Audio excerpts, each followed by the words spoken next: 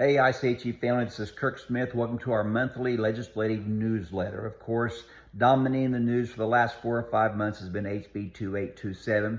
When I've preached over the years, one of my lines that I've shared is, if Satan cannot overwhelm us, he will undermine us. And of course, HB 2827 was an attempt to overwhelm the homeschooling community, taking Illinois from one of the best states, if not the best state in which to homeschool, to one of the 3 worst states. And of course, by God's grace and mercy, a lot of hard work, that first attempt has been defeated. Again, this is round 1 of a multi-round battle, so we want to stay in the game.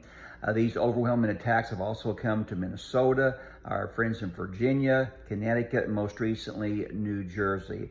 And so this is going across the whole state, the whole nation of America. And so we, of course, need to ask, why? What's the problem? Well, the government forces that be want to bring everything into bondage to the federal government or to state governments.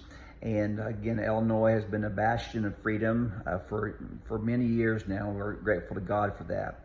So again, we'll be fighting HB 2827 again in some form. But I want to talk to you about another attack that's more insidious. It's what I would call undermining. And it's especially, I think, a problem for more conservative states, more red states, because it comes across in the guise of freedom and independence, when in fact it leads also to more regulation over homeschooling. That is the ESAs or EFAs. ESAs are educational savings account, where homeschoolers get paid to homeschool their kids. And for most states that have started this, the requirements to get in, to opt in, are very minimal. You can choose your own curriculum, you do this, do that. But now we're about 3 to 4 years in this, and we're seeing some changes already happening. ICHE, our board, is against this. It was brought up 2 or 3 years ago at the national conference. One of our own board members got up and spoke against, sharing his concerns about the bill, the trajectory that it puts us on. And so I kind of want to give just an early round vision of this. I think it's a Trojan horse to give money in exchange for liberty and freedom.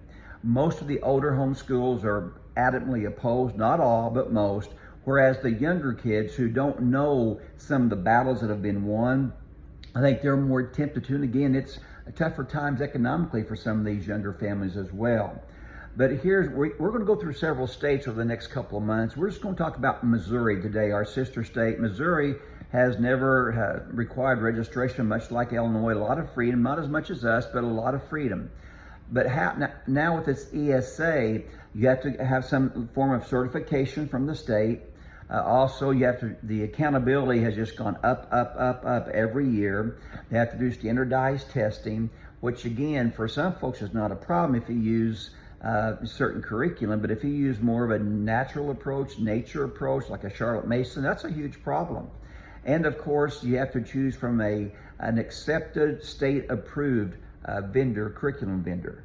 That to me is just like, wow, because I've not seen the list, but I would think that Christianity and religious values might not be preeminent on this list. And the last thing, you have to have every adult 18 and over who's living in the house, even if it's grandma and grandpa, they've got to go through a background check.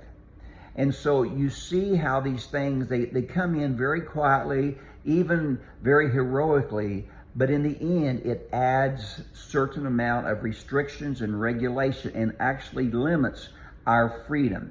And so folks, anytime money's involved, whoever gives the money gets to hold the purse strings and the regulations. That's just the way it is. Some folks don't think this is a big deal. Other folks who have been in the systems, I'll share next time about California, they're saying, whoa, we had no idea where this was leading. So again, Illinois is far from that, but I want to give you an early warning shot. Let's be careful if ESAs or EFAs are mentioned here, because in the end, they can restrict our freedoms just as much as HB 2827. So early warning shot. We'll talk more about this in the ensuing months. God bless you in the meantime, and may God keep Illinois free in homeschooling. This is Kirk Smith with ICHE.